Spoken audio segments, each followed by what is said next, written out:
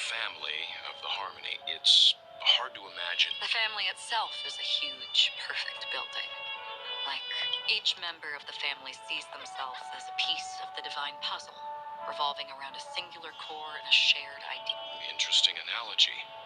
Perhaps that's why Penacony's... The human body has its limits. That doesn't sound like the kind of comment a gal... Just pointing out the facts. Mr. Yang will definitely... Why do you say that? The beautiful dream is crumbling. But not because of a particular eon, a particular faction, or a particular visitor. As people immerse their souls in the dreamscape, where consequences and pain cease to exist, and only ease and pleasure prevail, they draw close. Also, this necrosis will diffuse and spread. One piece of the puzzle's mutation will... In the end, the dreams that people built in the name of freedom became the cage that imprisoned them. I'm sure you've gained a lot from this trip, Miss... Of course.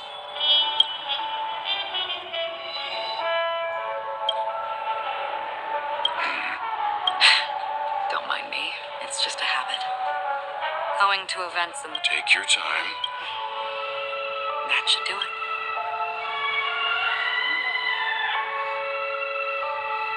This is what I've seen and heard along the way.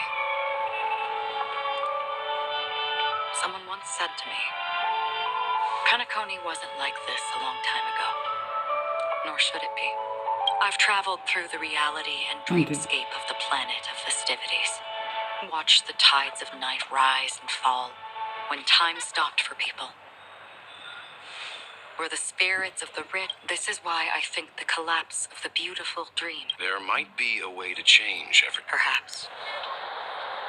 But if this is indeed the world that people desire, if this is precisely why life chooses to slumber, should we...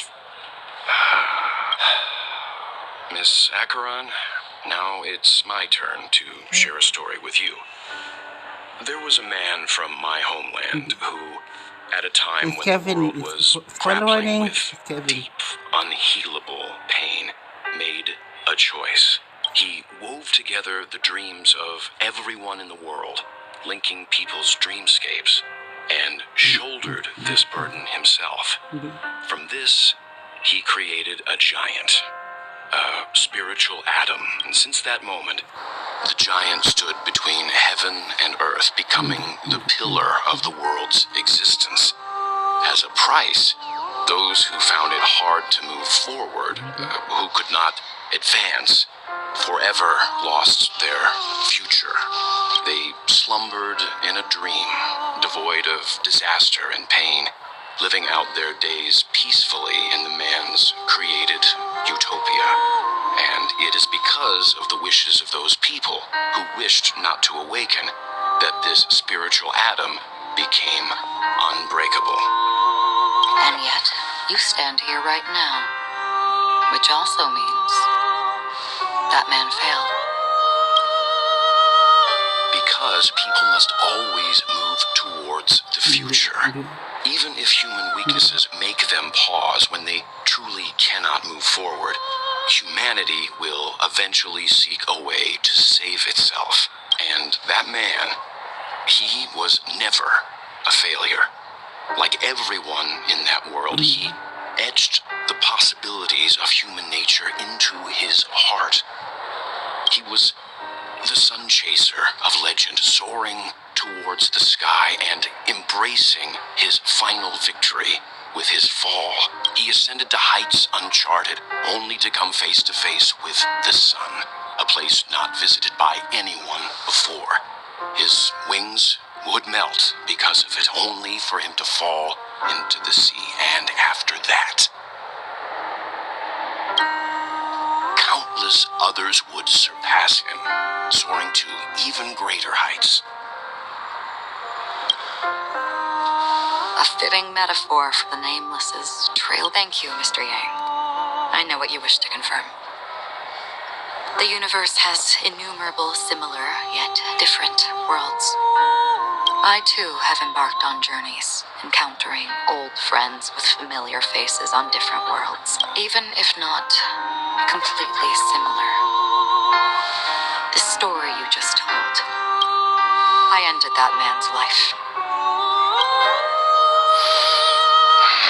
I am not who you think I am. Nor will my home be as fortunate as your world. I am sorry. It's fine. I don't mind, so long as I can alleviate your suffering. There's something I still wish to know, Miss Acheron. Under that representation of the hunt, exactly what sort of power is it that has motive? Mr. Yang, before answering that question, I wish to continue the previous. I like your analogy very much.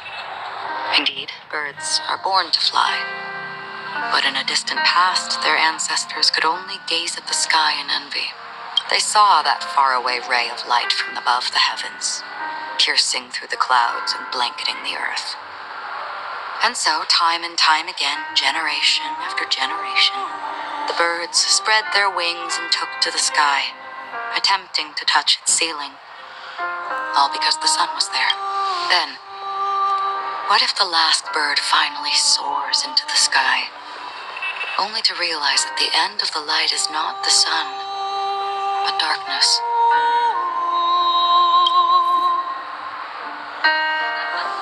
Then why exactly